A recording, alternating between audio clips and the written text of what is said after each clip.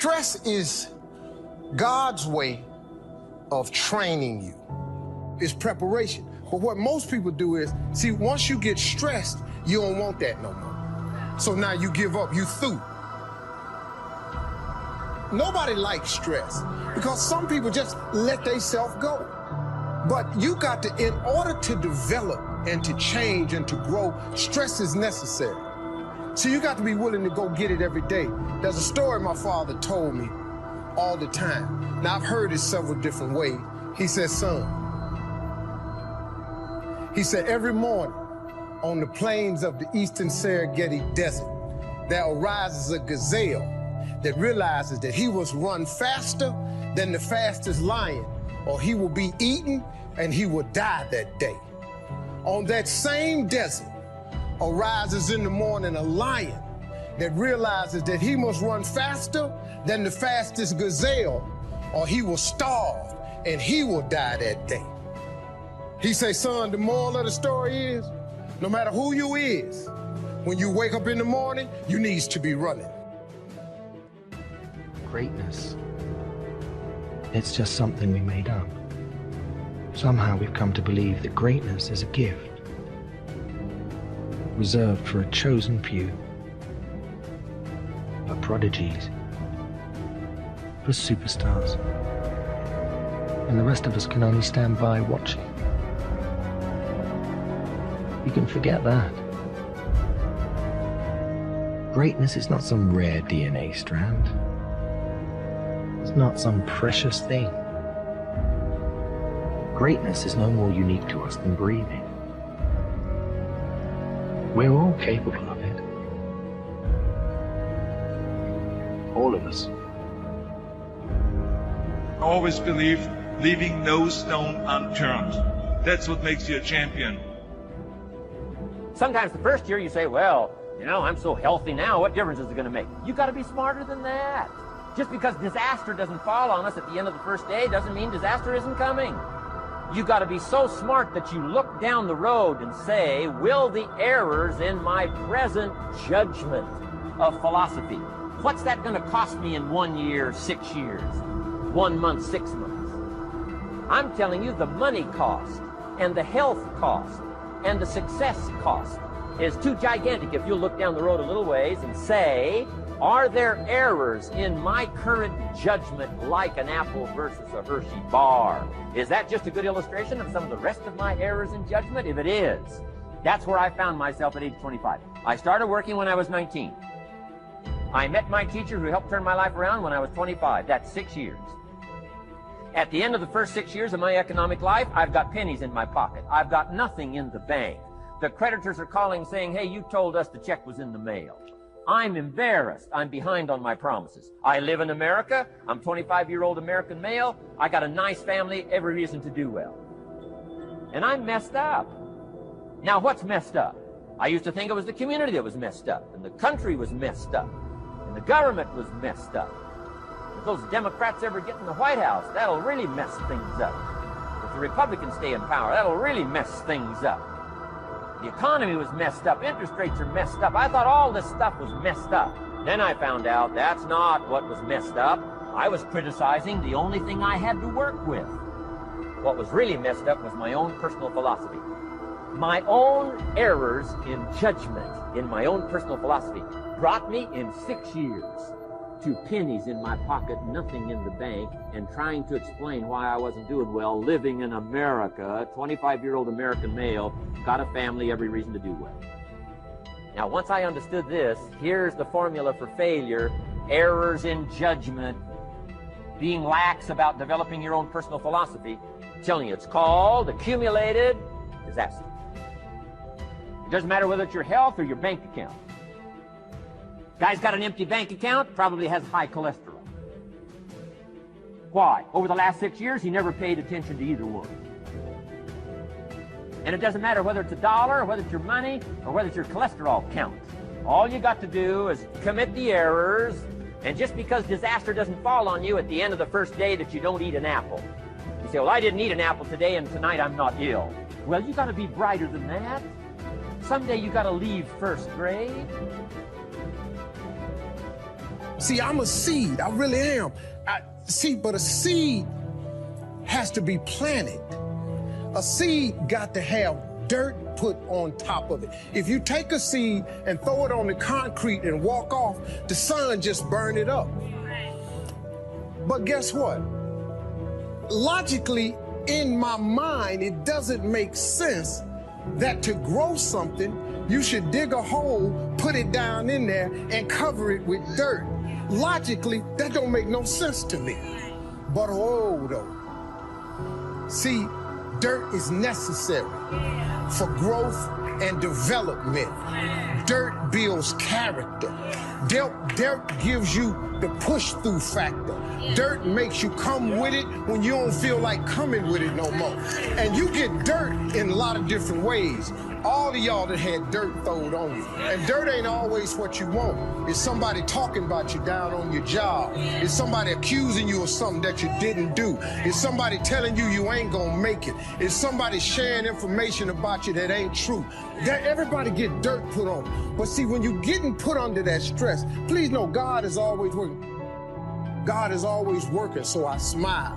Because I know he back there. See, that dirt builds character in you. When they talking about you, it teaches you to withstand it.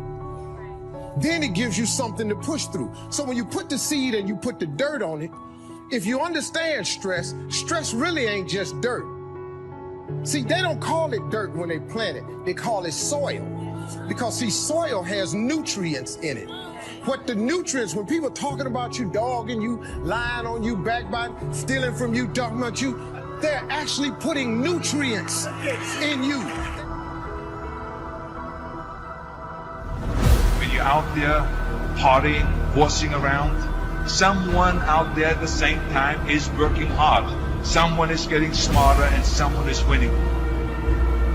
You never want to fail because you didn't work hard enough. But if you want to win, there's absolutely no way around hard work. No pain, no gain. We're wired differently.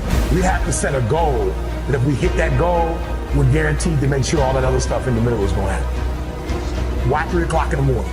Why don't you sleep? My appetite. I said, E.T., I want more. I can do more. If I accomplish this without a father, if I accomplish this with my mom being a teenage mom, if I accomplish this as a high school dropout.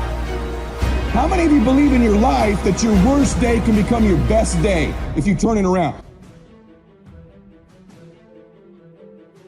Now let me give you the secret to success. Formula for failure: a few errors in judgment repeated every day for 1 month starts the weakness, starts the disaster process. You can imagine what happens in 6 years. Now here's the formula for success. A few simple disciplines practiced every day. And you've started a whole new process called a whole new life. A few simple disciplines practiced every day. And if you decide today to go for the apple instead of the Hershey bar, I'm telling you, you have begun the process of turning your life around.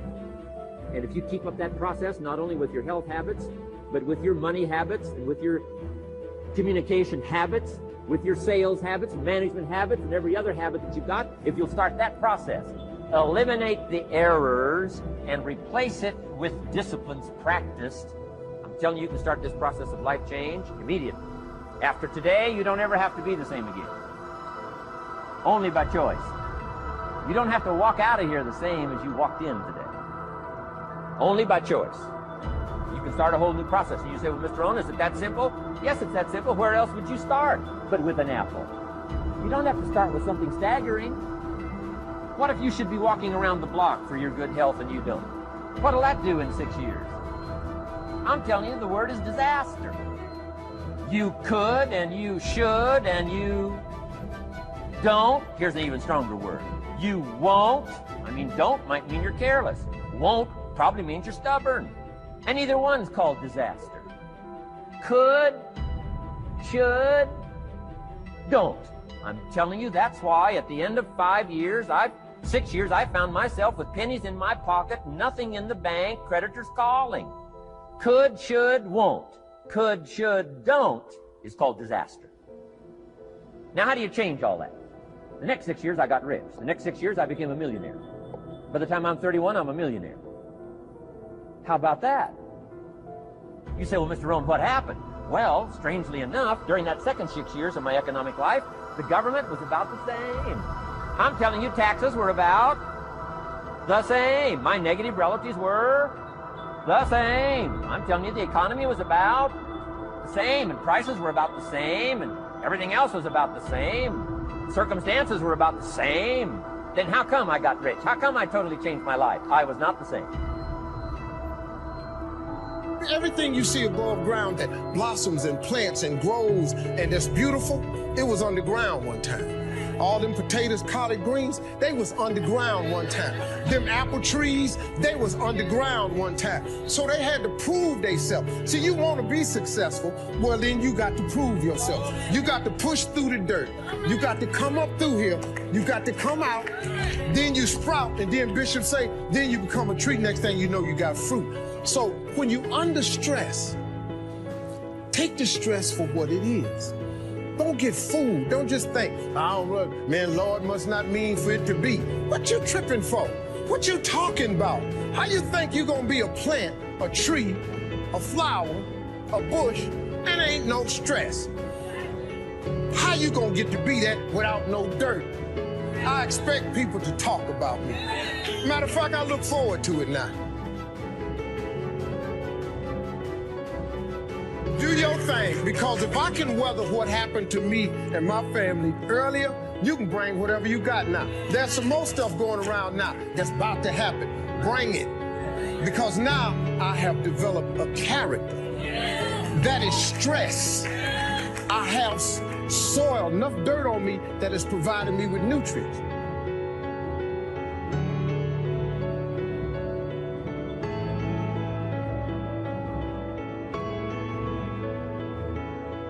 Do you realize that every day you thought you wasn't gonna make it? Do you remember them days where you thought it was absolutely unbearable and you thought you wasn't gonna endure that one? Do you know that your survival rate for every last one of them bad days is 100%? If I can accomplish these things from this start, now that I'm at this place, knowing what I know now, what can I count? And I want you to think about that. I want you to think about more than just what you're going to do financially, more than what you're going to do in this industry in the next 3 years, right? More than that, what's your appetite? What are you going to do that will ensure that when the alarm clock goes off, that you're already up 10, 20 minutes before your alarm clock goes off? Why? You gotta grind. You gotta go through setbacks and disappointments. You gotta go through it. I'm talking about grit. I'm talking about endurance. Just having more stamina than they got. In order to get to the next level, you gotta sacrifice. You gotta take risks. You gotta be willing to do by faith whatever you're asked to do. Listen to me, there are no shortcuts to success. There are no discounts to success. It's always sweat. It's always blood. It's always tears. You always have to give all to be the best. All you got to do is start changing the way you think. It's as simple as, it's not a magic trick. You can protect yourself from negativity. And that's what stops most people, negative thoughts. You can coat your mind from negativity. It's a real simple exercise to do. I do it every morning before I walk out the door. So I walk out as a positive person. You know, I get tired sometimes. That's different from being negative, because I get mentally drained from my job at times. But to coat your mind from negativity, the way you can put a coating around your mind is with one simple thing: gratitude. Gratitude erases negativity. I'm gonna show you how this works. If you wake up in the morning and you start having negative thoughts, man, this ain't my day. I woke up on the wrong side of the bed. I'm tripping, I just don't feel myself. Every time you feel, in the middle of the day, if you feel yourself doing that, stop, just stop for a second. And start going over in your mind everything you have to be grateful for. Not everything you want, everything you already have, because what you have is substantial. You just haven't gone over the list and taken inventory in a long time. But the fact that you can walk, that's a blessing. The fact that you woke up, that's another blessing. The fact that you can see, think, reason, that's another blessing. The fact that you can go somewhere and get yourself something to eat, that's another blessing. The fact that you can go and turn the key and call someplace home, that's another blessing. The ability to dream is a blessing. The fact that you have an opportunity to get it right is another blessing. The fact that you're beautiful, that's another blessing. The fact that you have any measure of health, that's another blessing. And I'm just talking to you, I don't even know you. I could give you 50 things you ought to be grateful for right now. I don't even know you. Start coating your mind with gratitude. It'll change everything for you. When there's no safety net, people perform better in sports and everything else if you don't have a plan B. So we have to pay more attention to the negative, because the negative can stop people who are trying to make a difficult life decision. And maybe we don't need 10,000 hours of practicing courage, but we could become cognizant of how we let fear manifest itself in our daily lives and instead counteract that so we could get past our fears and do the things that we're meant to do and be the people we're meant to be. See, if you know what your life work is, I encourage you to start working on it. If you can't do it all at one time, do just a little bit of it.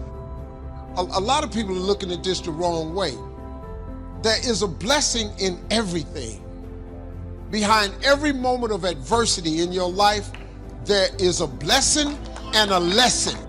You can be afraid of success. You can be afraid of failure.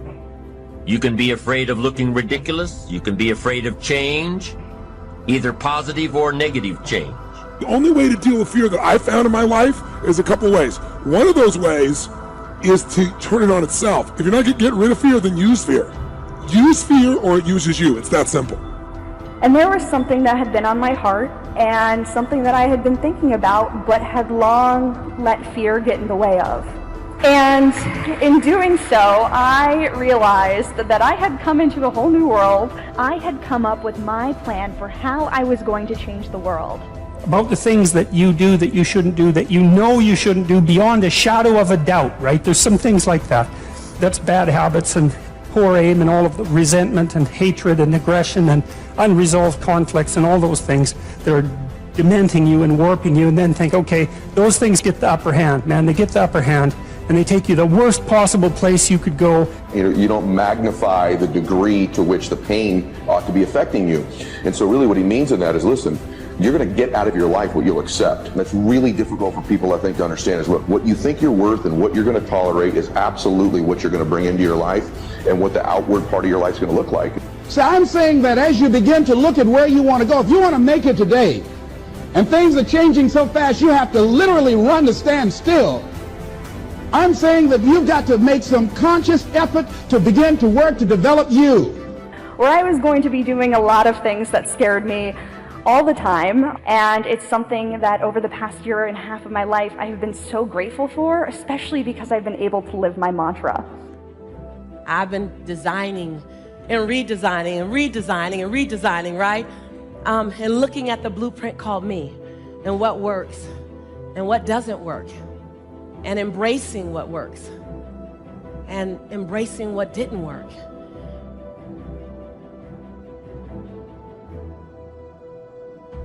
Somebody says, well, what did you go to work on to do all that? I started with my philosophy. I started amending my errors by doing some better thinking, changing my mind, coming up with ideas that I didn't have before I met my teacher. And once that whole process started for me, I'm telling you, I changed my whole life. Within a 6-year period, I was never the same. And I've kept up that process all these years. One of the reasons why I'm here is to continue my craft.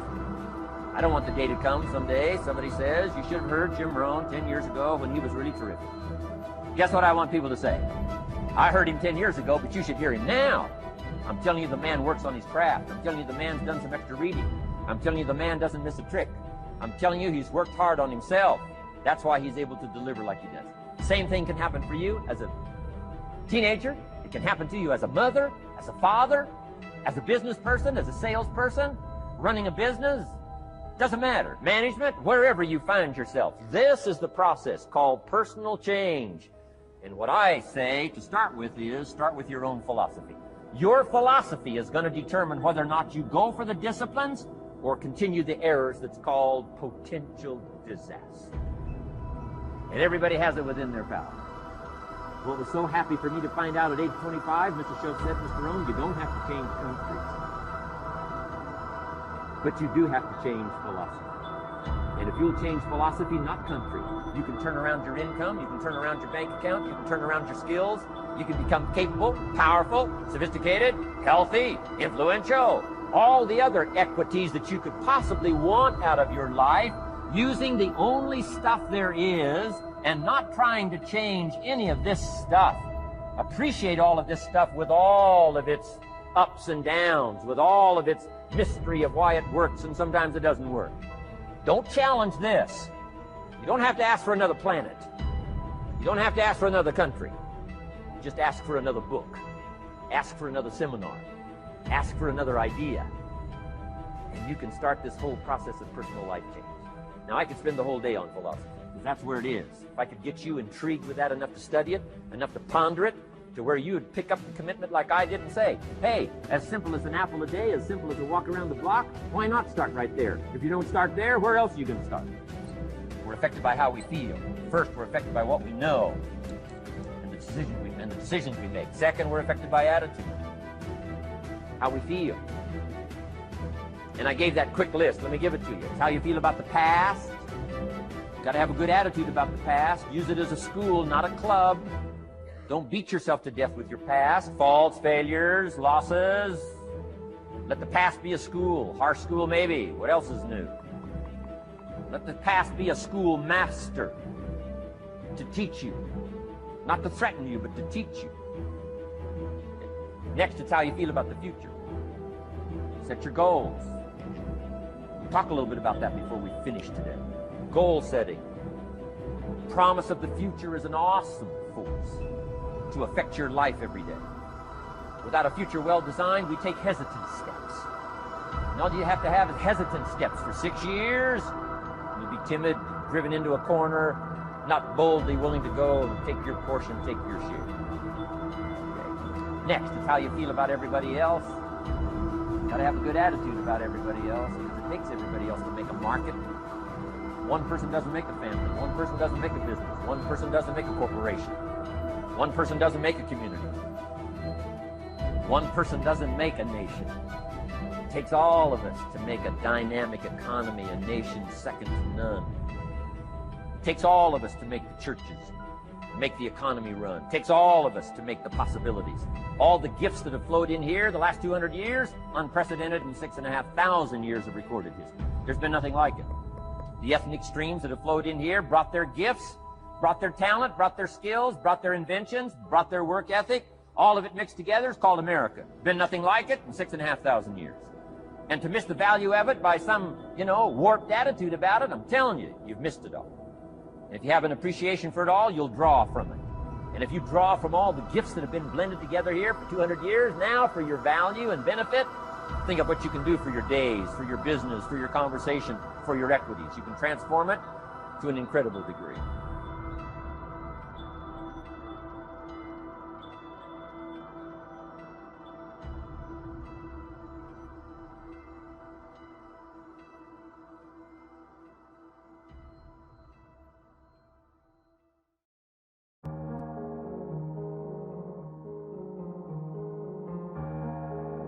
In 2006, when my injury happened, a lot of people looked at my response and they thought it was something to be admired, right? But when I looked at the situation, the beauty of it, at a certain point in my life, I was like, God, what is this, right? At one point, the puzzle started to make sense. Man, it looks as if I'm gonna be a first-round draft pick. At cornerback, I'm calling my mother, hey, Mom, I'm going to the NFL, we'll never struggle again. And then I get on the other side of the injury, and it looks as if, like, God, what's up? It was as if God was saying, trust me, I got you. And I was like, I get that, God, but let me get the contract, and then I'll trust you. And God was like, no, I got something sweeter for you. It might be a little hard, it might take a little bit longer, but I just need you to trust me. And I'm like, I get that part, but my mother's working at Wendy's. I really want to help my mother. I got a little sister, she's here today. She goes to Tennessee State. Like, I really want to help my mother and my little sister. God was like, no, I got you. And so now when I look at it, I'm like, man, I'm so foolish. Like, God had it planned all along. As soon as I hit campus, God was like, let me get him in discipleship. Let me start preparing him for the battle before the battle even happens. Let me put victory in his spirit and in his mindset so when the injury happened, his perspective is already shifting. Let me get him prepared for it so when it happens, he can step back and see the bigger picture. And so the beauty of it was when Coach Foreman came to see me in the hospital, and I love it. Coach Foreman came to see me and he shook my hand. He said to me, Ink, how you doing? I said, Coach, I'm blessed. He said, you sure, buddy? I was like, yeah, I'm good. I was like, I gave everything. I'm good. He was like, you sure? I was like, yeah, Coach, I'm good. And he walked out and I could tell he was trying to figure it out. Like, man, why did he say that? And the beauty of it was when it happened, automatically something popped in my head that said, Inky, remember James chapter 1 when it says, consider it pure joy, my brothers and sisters, when you face trials of any kind, because the testing of your faith produces perseverance, and perseverance must finish this race so that you may be complete and lacking nothing. So in other words, you got to go through something in order to turn into the individual that God wants you to become.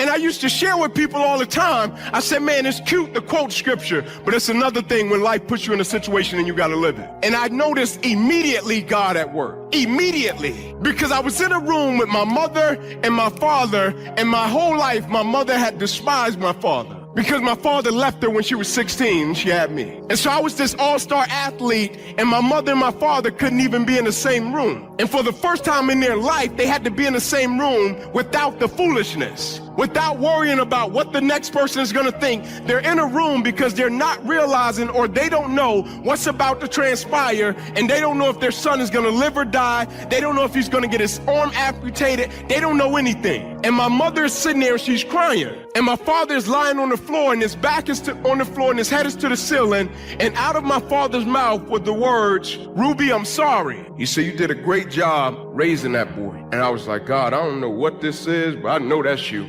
Because you got to feel me. Every time they were around each other, it was like a Rottweiler and a Chihuahua, and my mother was the Rottweiler, right?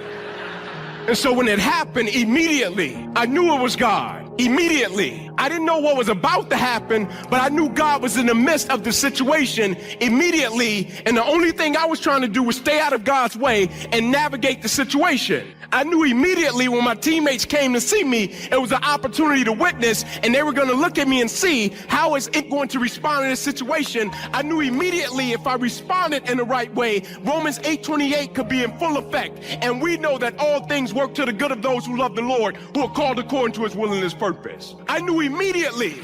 And my father said to me, because the $1 million question I always get everywhere that I go, people say to me, Inky, come on, man, tell me, you'll change what happened to you, right? Because I always said, man, I wouldn't change what happened to me for the world. I always said, this is the third best thing that's ever happened to me outside of marrying my wife and having my 2 children. And people would pull me off to the side and the back and say, Ink, keep it real with me. You'll change it, right? Like, you got a paralyzed right arm and hand, man. People pull me off, Ink, be real, man. If you could be in the NFL right now, making millions of dollars, you'll change that, right? And I'm like, no, I wouldn't change what happened to me for nothing. Let me tell you why. When my injury happened, my father said to me in the hospital, Inky, I'm gonna come and stay with you for the next 30 days. He said, I'm gonna just help you. Whatever you need help with, man. Washing clothes, whatever you need, I'm gonna help. Now, my father had never spoken like this, had never did anything like this. And I'll never forget, my father said something to the extent one day of, and how could this God let this happen to you? Like, my father wasn't a believer like that his whole life. It's like, Ink, I see you go to church and you give glory to God. Like, how could this God let this happen to you, man? Like, I see you go to FCA, Fellowship of Christian Athletes. Like, how could this God, like, let this happen to you, man? I call you on Saturday night, see if you're out at a bar, and you tell me you're in with your roommates and y'all doing some stuff for discipleship. Like, how could this God let this happen to you, man? Like, how could this God let this happen? And I'm like, man, God about to spank him. But I knew the 30 days that my father wanted to come stay with me, as bad as it may sound, it wasn't so much about my father coming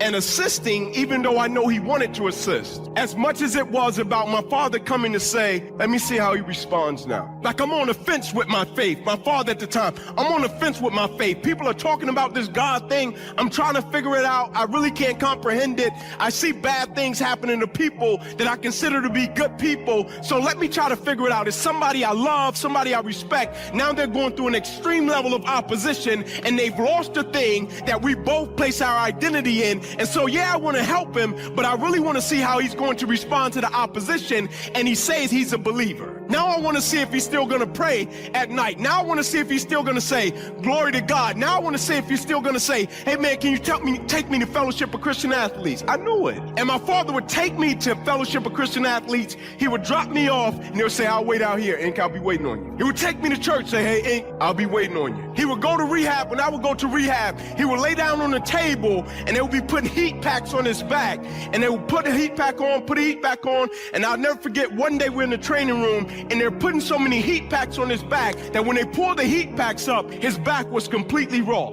Because he was carrying a burden that wasn't his to carry in the first place. He was trying to carry opposition that wasn't his to carry in the first place, but because he had no connection, it's like Wi-Fi. He couldn't connect, so he didn't have anybody to give it to, and his ego was in full effect, edging God out. His ego was in full effect, and it was breaking him. Every single day, he went from 6'3", 250, to every single day, his back got lower and lower. And every single night, the routine was the same. I would get on my knees, I would pray at the same time. And my father would get up and he would walk by Ramon Foster's room, 6'7", 375. And he would say, hey, big boy, you good? Ramon would say, I'm good, Pop. He'd walk by my room, he would say, Ink, you good? I would say, yes, sir, I'm good. He said, all right, good night. Every single night, on the 29th day, my number was 29. My favorite Bible verse is Jeremiah 29:11. For I know the plans I have for you, declares the Lord. Plans to prosper you and not to harm you, plans to give you hope in the future. On the 29th day, the day before my father was scheduled to leave, I hear my father, hey, big boy, you good? Ramon says, I'm good, Pop. He walks by my room. I'm on my knees on the side of my bed getting ready to pray. I say, Ink, you good? I say, yes, sir, I'm good. He goes to walk off and he comes back. He steps in. He says, hey, Ink. I say, yes, sir. He said, you know that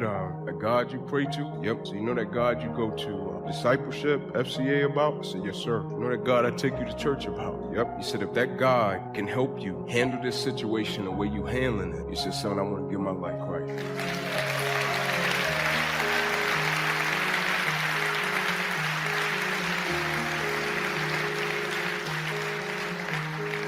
And not only did my father get saved, it corrected his household. He had a wife and he had 2 daughters. And so when a person says to me, NFL or my father's salvation, 10 out of 10 times I'm gonna choose my father's salvation. When somebody say to me, NFL or my teammates' salvation, 10 out of 10 times I'm gonna choose my teammates' salvation. Like, I wasn't a great teammate. Hear me, young people that play sports. I wasn't a great teammate because of my athletic ability. I was a great teammate because I pushed my teammates in every aspect of their life. I didn't want us to just be great football players because I understood who we were as people was far more valuable than who we were as football players. I understood at one point it was going to have to end whether we wanted it to or not, and we had to have an identity of something that was a lot greater than sports, right? Like, I went through it for real. Like, this is not lip service. Like, I was in the hospital with 6 cuts down my left thigh, 1 cut across the left side of my neck, 1 across the right, twice through my right ribs, cut out my right pec, bottom of my armpit to the bottom of my hand, 350 staples in my body. Saturday night, I was running a 4.3840. Sunday morning, I was grabbing my father's shoulder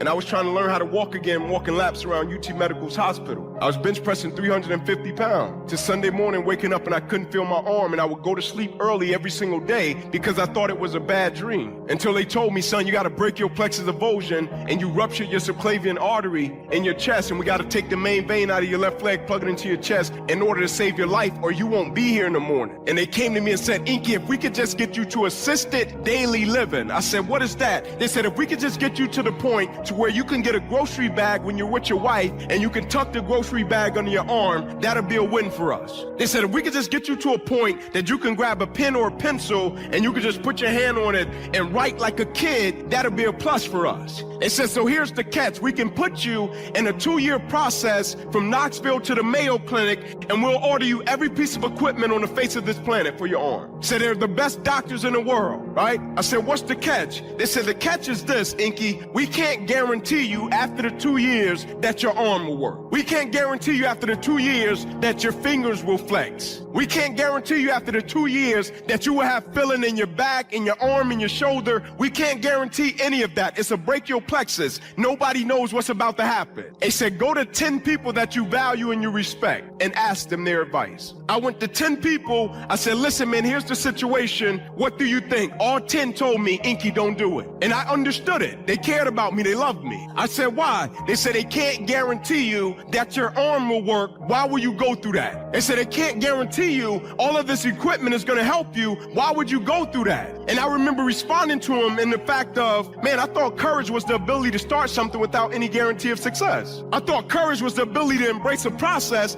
and eliminate the reward. I said, so I get that, but I'm gonna do it. And I started down the path to do it, and I'm an energetic guy, I'm a passionate guy, right? And so one day they would have an arm skateboard for me. I would get on the arm skateboard, do the exercises. I would jump up off the table, go to the PT, and I would say, JD, what you got for me, man? And he would say, ain't, come back tomorrow. The next day they would have some contraption, some type of balloon contraption. I'll get on it, I'll do it, I'll get up off the table. JD, what you got for me, man? Come back tomorrow. It's almost 2 years. Until one day I get up off the table, after exercise, I go over to JD, and I say, JD, what you got for me, man? And JD walks off. And I jog over to him, and I remember grabbing his shoulder, and I started to turn him around. And when he turned around, he was crying. And he said to me, Ink, I'm sorry to tell you, but you will probably never be able to use that arm or that hand another day for the rest of your life. And I said to him, physically. He said, what you mean, physically? I said, physically, my right hook is out of commission. I said, physically, JD, I can't do some of the things I want to do. Now, let's talk about content, because no matter what you're doing in this room, you're gonna have to produce it to achieve what you want. The problem is, there's a lot of ways to produce content. One of the biggest issues that I'm excited to address here is in a world where Instagram does extremely well, or YouTube, people think pictures and videos are the only way to go. I'm here to tell you that two of the places I'm most excited about are the written word and audio. If you are not comfortable taking tons of pictures and videos, you immediately have to make a decision here today. Are you a good writer? And if you are, I have a lot of good news for you. I'll go to that in a minute. Or two, if you like to talk, however, you're uncomfortable with video, I couldn't be, back to your clapping, more passionate about the last 6 months in Indonesia. The consumption of podcasting in this country is exploding. The unbelievable ease to produce a podcast and distribute it in 2019 is remarkable. There's an app I've been talking about a long time. It just got bought by Spotify called Anchor. It's called Anchor. You can download it on your phone. You literally record on your phone. You press 2 more buttons and it puts it all over to the different podcasts. No friction. You could be doing it right now. So the excuse of I don't know how to do it, or how do I produce it, or do I have to go to the radio station, and how do I do nothing. Cost of entry, 0. Friction, 0. Literally, all you have to do is Google, how do I use Anchor, or download it. I highly recommend, if you have something to say about some category, I highly recommend getting very serious about podcasts, because I believe that audio over the next decade is going to be one of the biggest ways we consume, because we don't like wasting time. Humans love efficiency, and audio saves time. Audio is exploding and will continue to explode, and I highly recommend you look at it seriously. Another thing that's interesting to me is actually a little tidbit I don't share very often, but I always say, watch what I do, not what I say. When I looked at the hashtag or the comments for this conference, I looked at a bunch of accounts. The number one mistake I believe people are doing on Instagram right now is not leaving enough written copy. If you look at my posts, when I post a picture or video on Instagram, I write a lot of copy. I don't do that for my health. I don't like wasting 3 minutes. I do it because it matters. So I know a lot of you are trying to build your Instagram. One of the best tidbits I can give you is please start adding 2, 3, 4, 5, 6, 7 sentences to your post. Add context, add clarity, add a little story. You will see substantial returns. Speaking of written, how many people here are on LinkedIn? Raise your hands. Quite a few. If you're paying attention to me, you might have noticed, literally, I've talked about LinkedIn more in the last 4 months than I have in the last 7 years. LinkedIn's content, business, it's business. And even if you're a fitness influencer, there's a way to do business content. Write an article, 6 things a traveling businesswoman and man can do when they're in a hotel room. So you can always make your content fit. LinkedIn organic reach on content is very high, very high. I highly recommend everybody here get serious about their LinkedIn. I know a lot of you haven't signed in 3 years, 4 years. The LinkedIn that many of us grew up with was just to get a job. It is now about business content. And I believe whether, again, you sell rugs or sneakers or wine, there's a way to write content for LinkedIn. Remember, the mindset of the person on LinkedIn is business. So you have to consider that it's different than Instagram, right? LinkedIn is your office. Instagram is the club, you know? so you have to act differently. You have to act differently, but I'm telling you right now, LinkedIn and Spotify podcasts for a lot of this room that hasn't been making is a very big opportunity. Posting 3-4 times a day on Instagram is a very big opportunity. All this content that I want you to write is a very big opportunity. Content is how you will make your happiness happen. Putting out content is how you will make your happiness, whether that's build a big business, whether that's get a dream job, a collaboration. Content, talking, content is how you'll make your happiness happen. The problem is, I need you to look inside yourself and tell me why you're not doing it. To me, what I've learned in the last 5 or 7 years, I can sit here for half an hour and give you every detail. I can tell you right now that if you go into your Explore page on Instagram and click on every one of those videos and then go leave a comment on that post, a thoughtful comment. Watch the video or picture, not just hey or an emoji. Look at it and spend 2 minutes and leave a comment. That if you do that 30, 40, 60, 100 times a day, if you're hungry, if you're ambitious, if you want something, if you do that, I know that will work. It will work. You will grow. You will get more attention. You will get more attention to your business, to yourself. My question is, why won't you do it? My question is, why won't you do it? Will you not leave a comment because you're nervous to leave a comment on somebody who's famous's page? Will you not leave a comment because you think somebody's going to judge your comment? Will you not leave a comment because you don't want to spend an hour leaving comments? Why? For me, everything is about reverse engineering. What do you want to happen? Like what? What do you want to happen? And then understanding in 2019 that written words, audio, and video on 7 platforms can get you there is remarkable. It's just remarkable. It's so crazy to me. I'm sitting here listening as I'm talking, and I'm literally blown away that I believe it. I mean it. I'm shocked that we are now living at a time where the internet is at scale. The apps that dominate the culture are free. You could literally walk out of here right now and start the process of changing the course of your life if you want. And literally the only thing left now, because the excuse of money and time is over. That's amazing. The fact that money and time have been subsidized by the internet because you can lay in bed and do it at 11 p.m. if you want, and the cost is zero. You don't have to buy a store and open it, like zero. It eliminates all your excuses. And now the question is, why not? Why are you not? And so I'm very passionate of getting this room today to start thinking about what they want to be doing and how and where and why. I'm breaking it down into audio, written word, videos, and pictures. You know what the 5 or 6 platforms are. Now it just becomes the match to get it started. And more importantly, and the biggest thing that I fear, will the group have enough patience to see the results?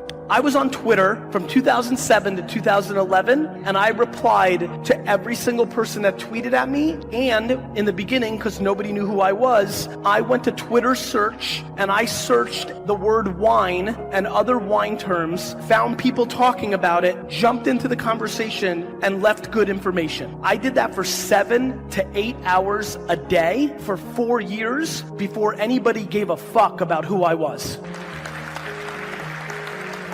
Let me say that slowly one more time. For 7 to 8 hours a day, for 4 years, I would go to Twitter search wine terms, jump into them, and give information for 4 years before anybody gave a fuck who I was. Now I get DMs from people saying, in 3 weeks, I'll get a DM from somebody here saying, Gary, saw you in Jakarta. It was awesome. I started doing stuff. I'm not getting any traction. I reply, that's nice, Mario. You've been doing it for 3 fucking weeks.